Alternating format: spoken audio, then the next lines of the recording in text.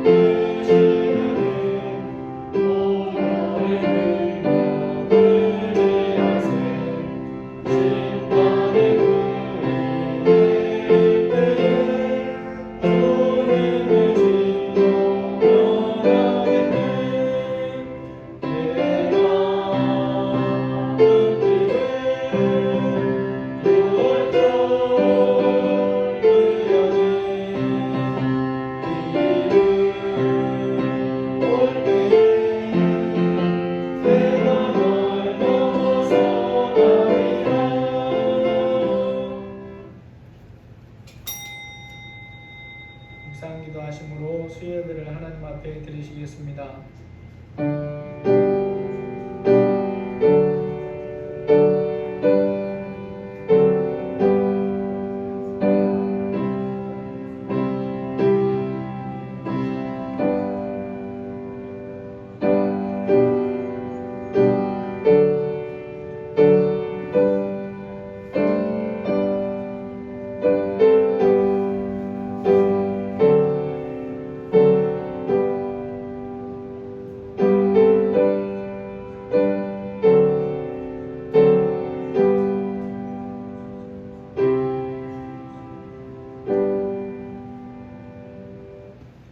사도신경으로 신앙 고백하시겠습니다.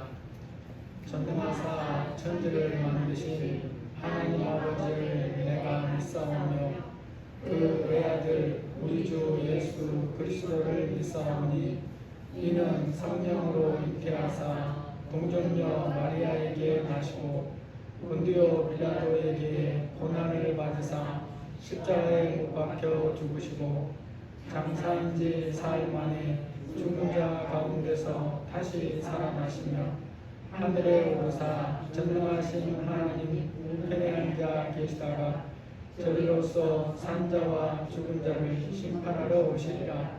성령을 믿사오며 거룩한 공예와 성도가 서로 교통하는 것과 죄를 사하여 주시는 것과 몸이 다시 사는 것과 영원히 사는 것을 믿사옵나이다.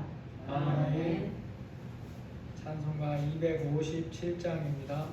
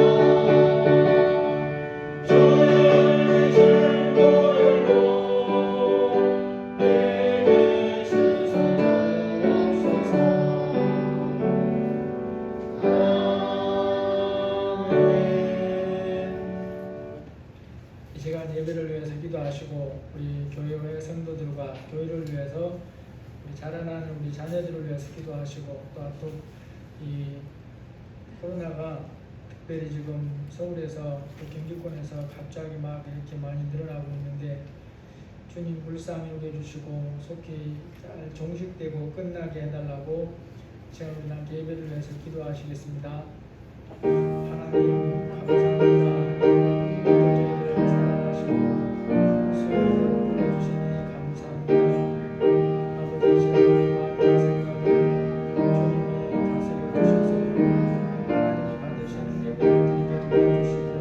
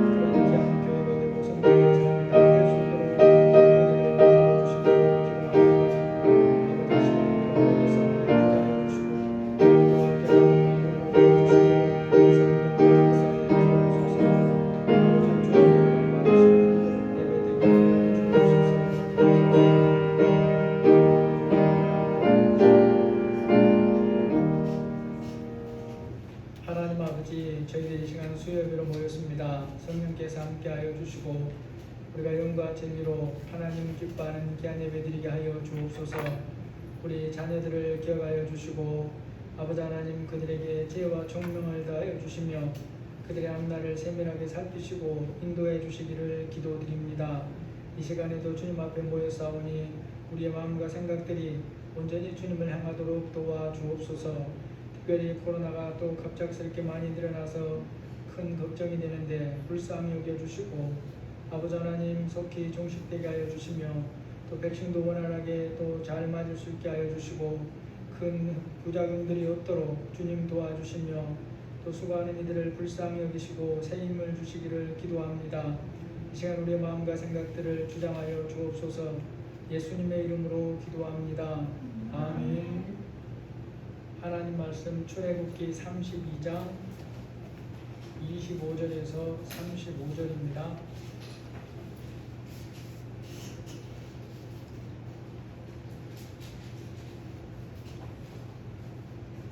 출애굽기 32장 25절에서 35절입니다.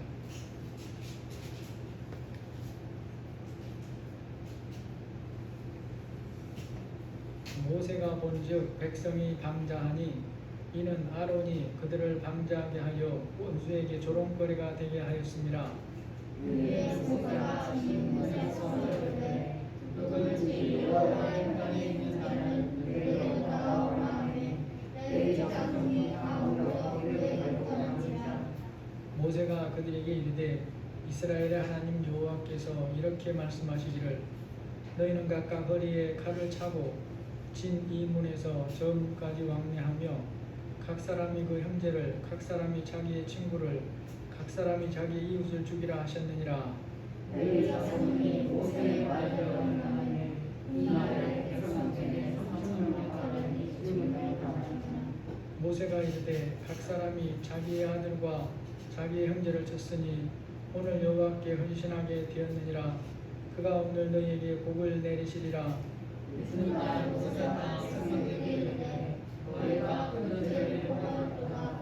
내가 이제 여호와께 올라오니 곧 너희를 위하여 제하였다 하고. 모세가 여호와께로 다시 나아가 여짜오되 슬프도소이다. 이 백성들이 자기들을 위하여 금신을 만들어 싸우니 큰 죄를 범하였나이다. 그렇지 아니하시오면 원하는데 주께서 들어가시기께서 내 이름을 지옥으로 주옵소서. 여호와께서 모세에게 이르시되 누구든지 내게 범죄하면 내가 내 책에서 그를 지워버리리라. 이제 가서 내가 내게 말한 것도 백성들과 내 사랑과 내 학사가리라. 그러나 내가 보호할 날에는 그들의 죄를 보호하리라. 여호와께서 백성을 치시니 이는 그들이 아론이 만든 바 그 송아지를 만들었음이었더라. 아멘. 우리가 평소 생활에서 사용하거나 듣게 되는 말들은 단어가 어려워도 금방 이해가 됩니다. 그런데 듣지 않던 단어를 들으면 그게 무슨 뜻인가 생각을 해보게 됩니다. 충청도 화법이라고 하는 곳이 있습니다. 재미나는 말들이 있는데 제가 이제 종종 유머를 찾다가 가끔씩 봅니다. 여기 보면 평소 부모나 나이 많은 사람들이 자녀들이나 젊은이를 상대로 하는 말 중에 가끔인데 이런 말이 있어요.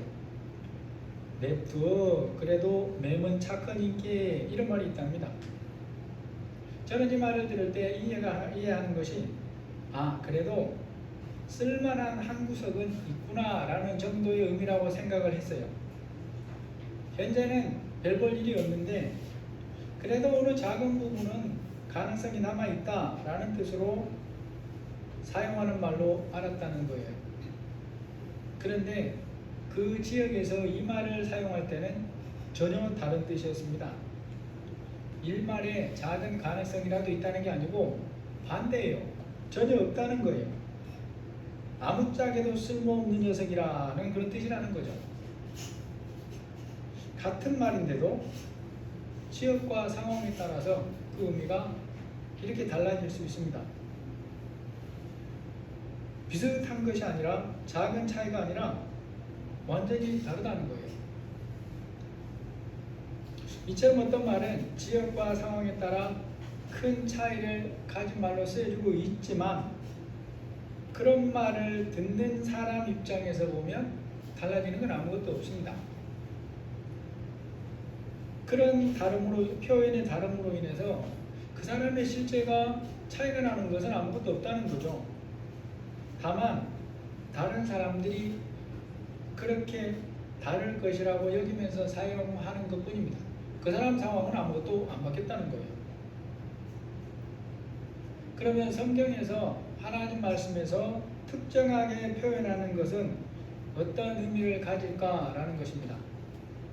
그 사람의 상황에서는 아무런 다름도 없는데 전혀 반대되는 표현을 사용하기도 할까라는 거죠. 성경에 뭘 말씀할 때 상징이 있습니다. 비유도 있죠. 시도 있습니다. 그런 것을 통해서 말해지는데 그런다고 해서 없는 것이 있거나 반대가 되는 경우는 전혀 없다라는 거죠. 직접 합법으로는 다 표현하기가 부족하다고 보기 때문에 보다 적절한 비유나 상징을 사용을 합니다만은 그런 것들로 인해서 반대를 표현하지는 않는다는 거예요. 거꾸로 표현하지는 않는다라는 것입니다. 다시 말해서 반대로 역설도 있지만 진짜로 그 상황이 아닌 것을, 그 사람에게 해당하지 않는 것을 그 사람에게 해당하는 것처럼 그렇게 표현하지는 않는다는 거예요. 그래서 성경에서 뭘 표현할 때 어떤 단어를 사용하는가 하는 것이 매우 중요합니다. 그 단어를 통해서 그 표현을 하고 있는 그런 이유가 있다는 거예요. 그래서 때로는 그런 경우는 그 단어를 아주 좀 깊이 있게 살펴볼 필요가 있습니다. 그래야 이것을 통해 하시는 말씀이 뭔가를 바르게 이해할 수 있다라는 거죠. 이 시간 읽은 본문에 보면 우리가 평소 생활에서 잘 안 듣던 단어가 하나 있습니다. 그게 뭐겠습니까? 방자하다라고 하고 있어요. 32장 25절을 보니까 모세가 본즉 백성이 방자하니 이는 아론이 그들을 방자하게 하여 원수에게 조롱거리가 되게 하였습니다. 방자하다라는 것은, 방자한 것은 못되다는 뜻이고 방정하다는 것은 상을 받아야 된다 그런 뜻입니다. 그러니까 요즘도 학교 상에 그런 단어가 안 쓰겠지만 예전에는 그런 단어를 썼어요. 품행이 방정하여 상을 준다 그런 말을 썼어요. 그런데 비해서 방자하다는 것은 전혀 다른 뜻입니다. 모세가 본즉 백성이 방자하니 이는 아론이 그들을 방자하게 하여 원수에게 조롱거리가 되게 하였습니다. 이 당시 백성들의 모습을 표현하는 일에 성경 다른 데서 잘 보기 어려운 단어인데 방자하다라는 단어를 사용하고 있기 때문에 우리는 여기에 대해서 조금 살펴볼 필요가 있습니다. 여러분이 생활에서 방자하다는 단어를 혹 언제 들어볼 수 있습니까? 판소리에서 보면 방자전이라는 게 있습니다. 그런데 그 뜻은 전혀 다릅니다. 그래서 잘 이해가 안 돼요.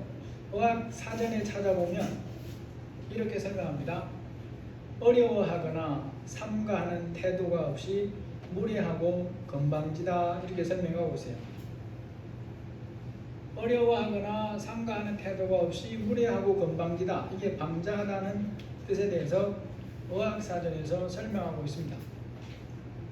사람이 다른 사람을 대할 때에 그 앞에서 하는 행동이 어려워하거나 좀 삼가하는 태도가 있어야 마땅한 사람인데 그렇게 하지 아니하고 오히려 무례하고 건방지다는 것이 방자하다는 뜻이라는 거죠. 그런데 이제 오늘 우리가 읽은 본문에서 사용하는 경우는 그런 정도의 뜻이 아니라는 거죠.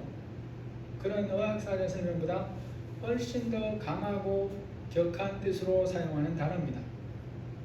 그래서 우리말 성경에는 이렇게 번역을 해놨어요. 모세가 보니 백성들은 도무지 통제 불능이었습니다. 원수들의 웃음거리가 되도록 아론이 그들을 통제 불능으로 만들어 놓은 것이었습니다 라고 합니다. 이 방자하다는 단어는 히브리어 말로 파라라는 단어인데 풀어놓다, 내버려두다 그런 뜻이에요.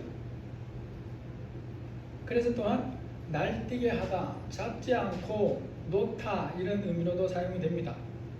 그러니까 뭔가 마땅히 잡고 혹은 제한하고 있어야 되는데 그렇지 않고 풀어놓아 두어서 제멋대로 날뛰고 있다 뭐 그런 뜻이에요. 그래서 이것이 방자하다라고 하는 단어는 같지만 사람 앞에서 방자한 것과 하나님 앞에서 방자한 것은 차원이 다른 문제가 됩니다. 하나님 앞에서 하는 행동이 통제불능이 되면 그 행동이 어떻다라는 말입니까? 한마디로 말하면 제 마음대로 한다는 거죠.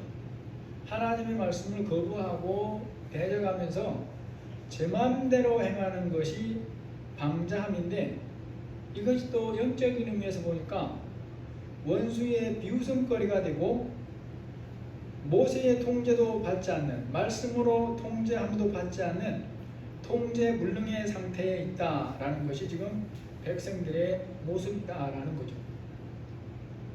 그러면 사람이 사회에서 자기보다 사회적인 지위가 높은 사람 앞에서 방자하게 행하는 것도 이해받기가 어렵습니다. 그러한 것을 이해하고 받아주는 사람은 없어요. 그러면 하나님 앞에서 방자하면 그 결말이 어떻게 될까라는 걸 우리가 한번 생각을 해봐야 됩니다. 모세가 백성들의 행동을 보고 그들의 모습이 하나님 앞에서 방자한 거예요. 하나님의 말씀을 버리고 자기 생각대로 행하고 있습니다. 영적으로 사탄의 비웃음을 거리가 되고 통제불능의 상태에서 먹고 마시고 떠들고 있다라는 거예요. 그 방자함이 너무나 엄청나서 표현하기 어려운데 오늘 3절에서 6절까지 표현하고 있습니다. 모든 백성이 그 귀에서 금고리를 빼어 아론에게로 가져가매 아론이 그들의 손에서 금고리를 받아 부어서 조각칼로 새겨 송아지 형상을 만드니 그들이 말하되 이스라엘아 이는 너희를 애굽 땅에서 인도하여 낸 너희 신이로다. 그들이 일찍이 일어나 번제를 드리며 화목제를 드리고 백성이 앉아서 먹고 마시며 일어나서 뛰놀더라. 완전히 이제 방자하면 눈에 딱 좀 그려지죠. 여러분, 사람이 때로 사람 앞에서 방자하게 행동한다고 말을 들을 수 있어요. 그런데 그렇게 해도 별다른 다른 사람에게 손해를 끼치거나 자기 자신의 손해를 보지 않을 수도 있습니다. 또 사람이 사람에게 하는 행동에 대해서 누군가가 방자하다고 말할지라도 실제로는 그렇지 않을 수도 있어요. 왜냐하면 이게 상대적인 개념으로 사용할 수 있는 말이기 때문에 그래요.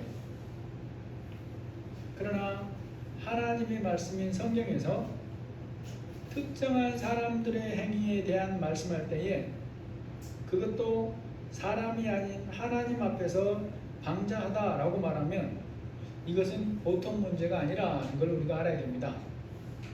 하나님 앞에서 행한 방자함에 대해서는 반드시 그 책임이 따른다는 것을 알아야 된다는 거죠. 이 백성들의 방자함에 대해서 하나님께서 어느 정도로 진노하시는가 하는 것을 보면 하나님이 모세에게 하신 말씀을 보고 볼 수 있습니다. 우리 9절 10절 보면 여호와께서 또 모세에게 이르시되 내가 이 백성을 보니 목이 뻣뻣한 백성이로다. 그런즉 내가 하는 대로 두라. 내가 그들에게 진노하여 그들을 진멸하고 너를 큰 나라가 되게 하리라. 이제 우리가 백성들이 이 행위를 한 때가 언젠가를 살펴볼 필요가 있습니다. 하나님이 백성들에게 진노하셔서 이렇게 말씀하시는 때가 하나님과 백성들이 언약을 맺은 시기에서 볼 때 언제냐라는 것이 매우 중요해요. 왜냐하면 아직 언약을 맺기 전이라면 이것으로 인해서 하나님이 특별하게 크게 진노하거나 그러지 않으실 수도 있어요. 그러나 지금은 다릅니다. 백성들과 하나님 사이에 영원한 언약이 맺어진 후에요. 출애굽기 19장에 보면 하나님께서 이스라엘 백성들과 언약을 맺는 게 나옵니다. 그런데 그 일은 하나님이 강제로 일방적으로 한 일이 아닙니다. 먼저 하나님께서 모세를 통해서 백성들에게 내가 너희들과 이러이러한 언약을 맺으려고 하니까 너희들이 여기에 응해하면 언약을 맺고 그렇지 않으면 언약을 맺지 않겠다 이렇게 말씀을 해요. 그래서 출애굽기 3장에서 쭉 19장 3절 이하에 보시면 여호와께서 산에서 그를 불러 말씀하시되 너는 이같이 야곱의 집에 말하고 이스라엘 자손에게 말하라. 세계가 다 내게 속하였나니 너희가 내 말을 잘 듣고 내 언약을 지키면 너희는 모든 민족 중에서 내 소유가 되겠고 너희가 내게 대하여 제사장 나라가 되며 거룩한 백성이 되리라. 그렇게 언약의 내용을 말씀하신 후에 백성들이 그 말씀을 받아들여서 하나님과 영원한 언약을 맺을 것인가에 대해서 하나님의 선택권을 누구에게 줍니까? 백성들에게 줬어요. 모세에게 준 게 아니고 백성들에게 줬습니다. 그래서 너는 이 말을 이스라엘 자손들에게 전하라 라고 하나님이 말씀해 주신 거예요. 이제 하나님께서 백성과 맺으러 가는 언약에 대해서 그 내용을 모세에게 말씀하시고 모세는 그것을 백성들에게 전해줬습니다. 이제 모세가 하나님의 말씀을 전해주니까 백성들이 반응해요. 19장 7절에 보면 모세가 내려와서 백성의 장로들을 불러 여호와께서 자기에게 명령하신 그 모든 말씀을 그들 앞에 진술하니 백성이 일제히 대답하여 이르되 우리가 여호와께서 우리에게 명령하신 대로 우리가 다 행하리이다. 하나님이 언약을 제안하시고 백성들이 그 언약을 맺겠습니다 라고 해서 동의해서 이제 언약이 맺어졌다는 거예요. 언약이 맺어지기 전에는 그것을 깨는 것 자체가 성립이 안 돼요. 맺은 다음에 깨는 것이 성립이 됩니다. 그래서 이 언약이 깨어지면 그 책임이 깬 쪽에게 있게 되는 거예요. 예를 들어서 땅을 계약할 때에 계약금을 줬어요. 계약금을 보통 10%를 주는데 계약을 깨는 사람이 그것을 물어내게 되어 있습니다. 이게 계약을 깨는 것에 대한 일반적인 상거래에서의 깨는 사람이 봐야 될 손해예요. 백성들이 하나님과 언약을 맺었는데 이것을 뭘로 깨버렸습니까? 금송아지를 만들어서 깨버렸다는 거죠. 백성들은 그렇게 깨도 별다른 일이 없을 줄 알았는데 그렇지가 않다는 것입니다. 혹 백성들이 이제 제약을 해결하고 돌이켜도 그 다음에 언약을 회복시킬 것인가 하는 것은 하나님께 달려있는 그런 상황이 돼요. 그런데 지금 백성들이 언약을 깨고 난 상태인데도 어떻게 하고 있느냐? 돌이키고 회개하기는 고사하고 하나님 앞에서 방자하게 행하고 있다고 말씀하고 있다는 거예요. 모세가 산에서 내려와서 그런 백성들을 보고 하나님이 모세에게 준 돌판을 뭐 해버렸습니까? 던져서 깨버립니다.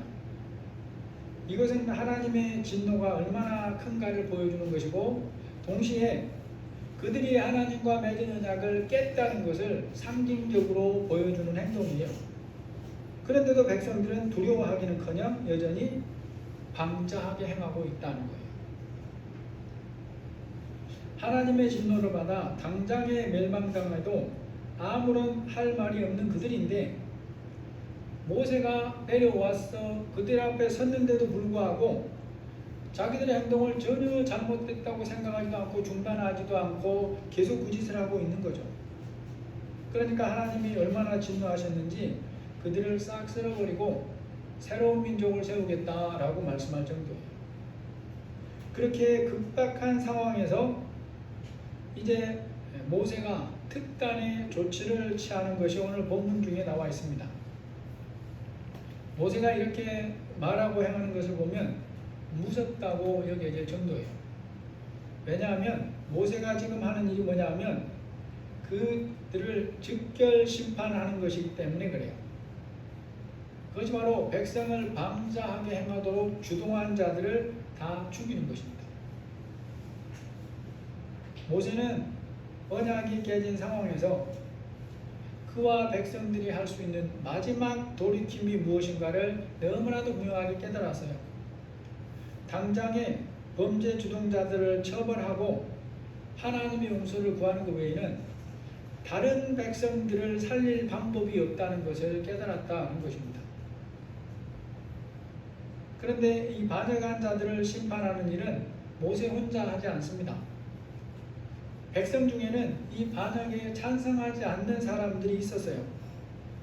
모세가 그들을 일으켜 세워서 하나님의 심판을 집행하는 일에 사용합니다. 모세가 하나님의 말씀을 집행하는 일에 함께할 사람들을 불러냅니다. 모세가 그 일을 행하기 위해서 하나님 편에 설 자들을 하나님 모세 쪽으로 나오라 그러니까 모세와 함께 하나님 편에 설 자들이 나오는데 오늘 32장 26절에 보면 우리 26절을 한번 같이 읽어보실까요? 같이 읽어보겠습니다.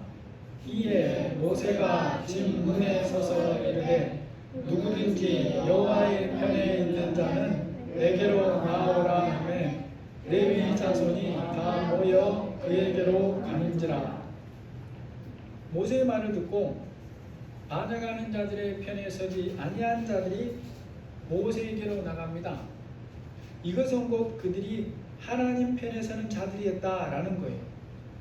물론 하나님 편에 서는 자들이 레위 자손만 있는 건 아닙니다. 나중에 보면 최소한 갈렙이 있잖아요. 갈렙은 이 레위 자손이 아닌데도 하나님 편에 서는 사람에 속해 있는 걸 알 수 있어요. 그런데 오늘 본문에서 하나님 편에 서겠다라고 하면서 자기의 신앙이 무엇인가를 모든 백성 앞에 분명하게 드러내는 대표적인 사람들은 레위 자손이었어요. 그래서 모세가 외치는 말을 듣고 하나님 편에 서겠다고 하면서 모세 쪽으로 간 겁니다. 여러분 이건 지금 아주 중요한 거예요. 왜냐하면 현재 상황은 그 모세 앞에서 온갖 지랄 방방을 하면서 떨고 있는 자들이 누굽니까?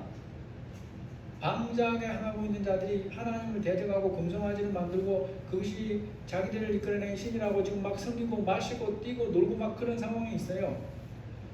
앞에서 그들이 무려 3,000명이 그러고 있습니다. 그러니까 다른 백성들은 자기 의사와 상관없이 혹은 마음으로 거기 동조했거나 그러면서 그냥 보이는 상황은 그들밖에 안 보여요.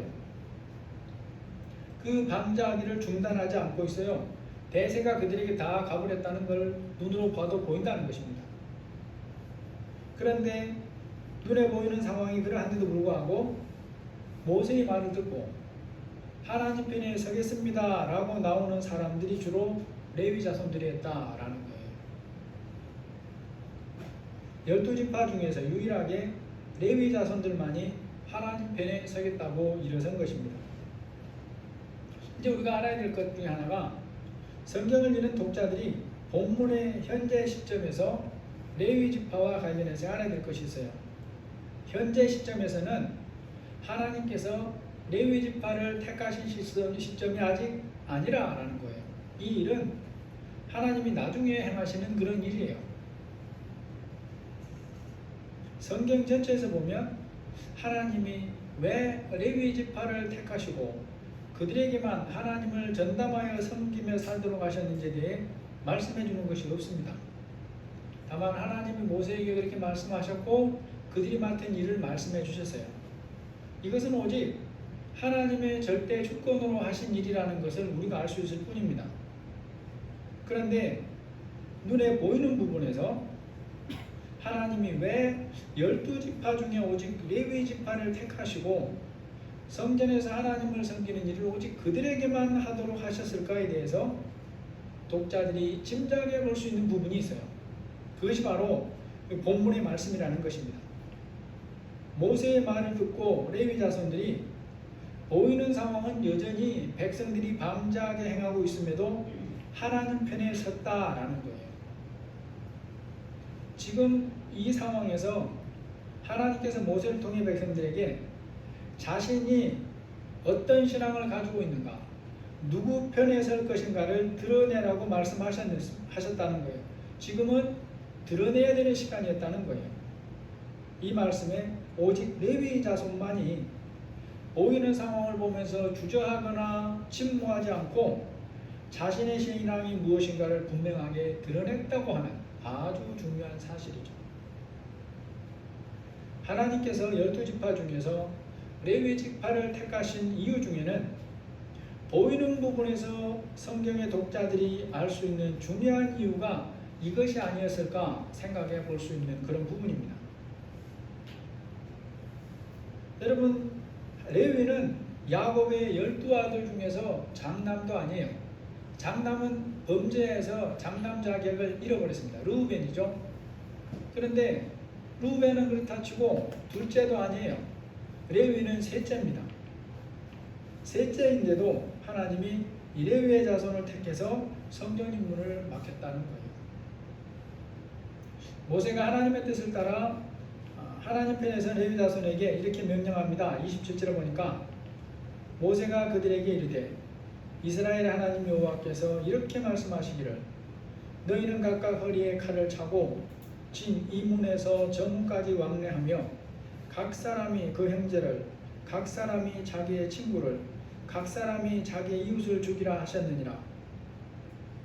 여러분 이것이 사람의 입장에서 볼 때 하기가 쉬운 일입니까? 어려운 일입니까? 어려운 일이에요. 어마어마하게 어려운 일이에요. 그럼에도 레위 자손이 하나님 편에 서서 하나님 말씀에 순종을 한 겁니다. 이 일은 반역에 적극적으로 동참하지 않은 사람들이 살기 위해서라도 그 숫자가 훨씬 많죠. 200만에 가까우니까 그들이 살기 위해서라도 누군가는 반드시 해야 될 일이에요. 그런데 그 일임에도 불구하고 내 손으로 하기에는 주저되는 일이에요. 사람이 보기에는 선뜻 나서서 하기가 망설여지는 일이라는 거예요. 그런데 레위 자손이 하나님 편에 서서 모세의 말씀에 순종을 했습니다. 이 제약에서 백성들을 구할 수 있는 유일한 길이라는 것을 그나마 깨달았기 때문이에요. 하나님께 대적한 자들을 처단하는 길만이 나머지 백성들이 그나마 용서받고 살 길을 얻을 가능성이 있는 유일한 방법이에요. 레위 자손이 모세의 명령을 따라 칼을 차고 주동자를 죽이니까 32장 28절에 하는 말씀이 있습니다. 레위 자손이 모세의 말대로 행하며 이날의 백성 중에 3,000명가량이 죽임을 당하니라. 그것이 너희가 하나님 앞에 헌신된 일이라 라고 말을 하고 하나님이 복 주실 거라는데 우리는 이 배경을 모르면 이런 말씀이 다 있나 오해할 수 있어요. 하나님의 준엄하신 말씀을 보면서 오늘날 우리의 삶에 적용해야 될 중요한 교훈들이 있습니다. 그게 바로 죄에 대하여 가져야 될 마땅한 태도가 뭐냐라는 거죠. 이러한 일을 보면서 우리가 죄에 대해 가져야 할 태도가 뭔가를 다시 한번 깊이 깨닫고 기억하고 우리의 모습을 점검하면서 살아야 되는 거예요. 하나님의 자녀는 어떤 경우에도 말씀에 비추어 명백하게 죄라고 말씀하고 있는 것에 대해서는 믿는 사람이 가져야 될 태도를 가져야 됩니다. 그럴 경우에는 나에게 손해 유무와는 상관이 없이 하나님을 바라보고 결정을 해야 되는 거예요. 그것이 바로 죄를 좋아하거나 가까이 하지 않고 사는 거예요. 그리고 그렇게 죄를 가까이 하고 살게 되면 지금 당장은 안 보여도 거기서 회개하고 돌이키지 않는 동안은 그 죄로 인해서 내가 물들게 되고 그리고 그동안에 하나님이 책임을 물으시기도 하면 거기에 당해야 된다라는 것입니다. 그리스도인이 죄에 대해 가져야 할 태도가 그러하다는 것과 함께 알아야 될 것이 하나님께서 죄에 대하여 처벌하는 부분도 바르게 알아야 될 게 있습니다. 죄를 어떻게 다루는가에 대해서도 알아야 돼요. 그래야 성경이 가르치는 바른 태도를 가지고 살 수가 있습니다. 말씀에 비추어 죄라고 하는 것은 같아도 모든 죄가 다 똑같은 무게를 가지는 게 아니에요. 이것도 우리가 알아야 됩니다. 다시 말해서 다 똑같은 처벌을 받는 건 아니라는 거예요. 그러므로 하나님의 다루심도 모든 죄에 대해 한 가지만 있는 게 아니에요. 어떤 죄는 급박하고 중대하게 다루시는 것이 있습니다. 이 시간 본문에서 하나님께서 죄를 다루시는 모습이 어떠합니까? 이것은 사람이 질병을 다룰 때 하는 행동을 생각해 볼 필요가 있어요. 몸에 이상이 생겼고 그로 인해 아픔이 있다라는 부분에서는 배탈이나 찰과상이나 암이나 아프다는 면에서 같아요. 그런다고 해서 그것을 다 같은 정도로 대하지는 않습니다. 음식을 먹고 난 배탈이라면 대개 부채뼈 가스 할명수 정도로 대처하면 되죠. 넘어져서 빨간 피가 흐르고 있는 상황일지라도 피부가 벗겨져 피가 나는 경우는 대개 후식인으로 대처합니다. 그러나 암사기로 판정을 받은 경우에는 무조건 즉시로 잘라내야 돼요. 그렇게 즉시로 잘라내도 이후에 산다는 보장은 못해요. 그래도 가능성이라도 찾으려면 잘라내야 됩니다. 본문의 백성들이 저지른 범죄, 반역함의 죄는 어디쯤에 해당하겠습니까? 당연히 배탈이나 찰과상은 아니에요. 암 사기보다 더 급박하고 중대한 상황이에요. 이런 상태에서는 무조건 병든 부위를 잘라내야 하는데 암 사기보다 더 깊기 때문에 잘라낸다 해도 이후에 산다는 보장이 없어요. 그래도 작은 가능성이라도 건지려면 잘라내야 되는 것입니다. 지금 백성들이 딱 그 상황에 있어요. 그런 중대하고 급박한 상태이기 때문에 하나님께서 모세에게 그 부위를 즉시로 잘라내라고 한 거예요. 즉시로 처단해서 없애버려라 라고 한 거예요. 그래야 나머지 백성이라도 이 범죄의 질병에서 고침받을 가능성이 있습니다. 레위 자손이 이것을 조금이라도 깨달았기에 사람이라면 다 하고 싶지 않은 그 일을 한 거예요.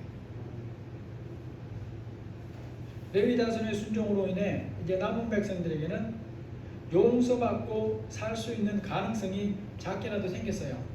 모세가 한 말씀의 뜻이 이겁니다. 29절에 보면 모세가 이르되 각 사람이 자기 아들과 자기 형제를 쳤으니 오늘 여호와께 헌신하게 되었느니라. 그가 오늘 너희에게 복을 내리시리라. 여러분, 자기 아들과 자기 형제를 쳤는데 이게 인간적으로 보면 쉬운 일이겠습니까? 아니죠. 근데 이게 암옥이란 말이에요. 암 말기예요, 말기. 그러니까 즉시로 자르지 않으면 그 사람 전체가 다 죽는 거예요. 이제 백성들이 저지른 방자함의 죄악에 대해 그렇게 응급처치를 한 후에 모세는 어떻게 하냐는 거죠. 자기 아들을 이제 했으니까 거기서 이제 중단하냐? 그러지 않습니다. 아직 남아있다 그랬죠. 하나님께 남아서 생명을 걸고 백성들의 죄를 용서해 주시기를 기도를 하는 거예요. 31절 32절에 보면 모세가 여호와께 다시 나가 여짜오되 슬프도소이다. 이 백성이 자기들을 위하여 금신을 만들어 싸우니 큰 죄를 범하였나이다. 그러나 이제 그들의 죄를 사하시옵소서. 그렇지 아니하시오면 원하건대 주께서 기록하신 책에서 내 이름을 지워버려 주옵소서. 모세의 하나님 앞에서의 믿음과 동시에 백성들을 얼마나 사랑하는가를 여기서도 볼 수 있습니다. 산에 오른 모세는 자기의 무언가를 위해서 기도하는 게 아닙니다. 오직 백성들의 죄를 용서해 주실 것을 위해서 자기의 생명을 거는 자세로 기도하더라라는 거죠. 그리고 모세의 기도를 들으신 하나님께서 전체로 하신 말씀이 이러합니다. 그게 34절 35절인데 이제 가서 내가 내게 말한 곳으로 백성을 인도하라. 내 사자가 내 앞서 가리라. 그러나 내가 보응할 날에는 그들의 죄를 보응하리라. 여호와께서 백성을 치시니 이는 그들이 아론이 만든 바 그 송아지를 만들었습니다라. 여러분, 이 말씀이 어떤 뜻 같습니까? 모세의 기도에 대해서 뭐라고 하신 것 같아요? 이제 가서 내가 네게 말한 곳으로 백성을 인도하라. 내 사자가 네 앞서 가리라 라고 하는 것까지만 보면 용서하신 거잖아요. 그런데 무슨 말씀이 붙어 있어요? 그러나 내가 보응할 날에는 그들의 죄를 보응하리라. 이 말씀이 붙어 있는 거예요. 제가 이걸 묵상하면서 이걸 어떻게 설명하면 우리가 좀 더 쉽게 이해할 수 있을까? 그러다가 하나님이 아이디어를 주시고 기가 막힌 생각을 주시더라고요. 이걸로 아마 표현하면 그나마 제대로 이해할 수 있지 않을까 싶습니다. 그게 바로 하나님이 쉽게 말해서 집행유예를 때린 거예요. 집행유예를. 앞으로 그들이 하는 행동에 따라 보응을 결정하신다는 게 집행유예입니다. 집행유예는 실형 10년 집행유예 12년 뭐 이렇게 하죠. 실형 10년을 때려도 집행유예가 12년이면 그동안에 그 다른 범죄를 저지르지 않으면 그 범죄를 벌을 집행하지 않고 없는 것으로 해주는 게 집행유예잖아요. 지금 하나님 말씀이 딱 그런 말씀 같아요. 하나님께서 범죄한 백성들의 용서를 위해 모세가 생명을 걸고 기도하니까 그 기도를 들으시고 사형 판결에서 집행유예로 바꿔주셨다라는 거죠. 오늘 말씀을 우리가 정리해 보겠습니다. 세상은 갈수록 죄가 무엇인가에 대한 생각이 흐려지고 있고 이것을 성경적인 표현으로 말하면 부패해지고 있다는 말이에요.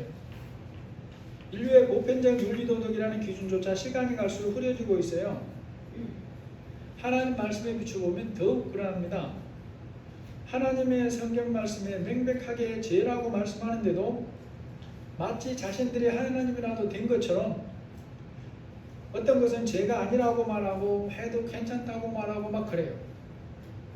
예수님 안 믿어도 다른 종교도 구원이 있다고 말하고 인권이라는 것을 가지고 하나님의 말씀보다 더 위에 둬야 된다고 말하고 이런 사람들이 막 예수 믿는 사람 중에서도 부지기수로 있어요. 여러 가지 사람들이 만들어낸 이유들을 대면서 그런 것들을 하나님 말씀 위에 둬야 된다고 하는 것처럼 그렇게 말하는 사람들이 많아요. 그런 세상 속에서 우리가 하나님을 믿고 살고 있다는 것을 우리가 분명히 기억해야 돼요. 그래서 정신을 똑바로 차리고 오직 하나님의 말씀을 기준으로 삼아서 분별해야 됩니다. 그리고 하나님 말씀 앞에서 또한 죄의 무서움이 어떠한가를 우리가 분명하게 알아야 돼요. 그래서 죄에 대해서 하나님이 가지라고 하신 바른 태도를 가지고 살아야 된다는 것입니다. 여러분 세상 나라의 법도 그것을 어기면 어긴 만큼 거기에 대한 처벌을 받아요. 죄가 크면 때로는 강제로 생명까지 뺏어버립니다. 하나님 말씀을 대적하고 사는 자도 반드시 심판하신다고 하나님이 말씀했어요. 다만 그 심판이 즉시로 하느냐 아니면 회개의 기회를 어느 정도 주느냐 차이가 있을 뿐이에요. 세상은 여러분 날이 갈수록 더 타락해질 것은 뻔한 일이고 하나님 말씀으로 살기는 더 힘들어질 것은 뻔한 일입니다. 그런 속에서 하나님이 믿는 우리를 세상의 빛과 소금으로 역할을 하도록 하셨고 믿음을 가지고 영원한 하나님 나라에 들어갈 준비를 하고 사는 것을 보이며 살라고 하셨다는 것을 늘 기억하시고 여러분과 제가 이 하나님이 주신 사명은 진리를 붙들고 기쁘며 감사하는 마음으로 감당하게 되시기를 예수님의 이름으로 축복합니다. 하나님 아버지, 하나님 앞에서 방자하게 행하면 그 결과가 어떻게 되는지를 통해서 오늘 우리에게 죄의 결과의 무서움을 교훈하십니다. 찰과상은 빨간 약을 바를 정도로 처치하면 되지만 암 사기는 무조건 즉시로 잘라내야 남은 부분이라도 살 가능성이 있습니다. 우리가 죄에 대해서 어떤 태도를 가지고 살아야 되는지 다시 한번 분명하게 깨닫게 하여 주시고 하나님이 원하시는 말씀의 교훈을 따라 자신을 살피며 죄에 대한 태도가 하나님 말씀대로 가져진 자로 그렇게 살도록 분별하며 살도록 힘을 다하여 주옵소서. 예수님의 이름으로 기도합니다. 아멘. 찬송가 264장입니다. 264장입니다.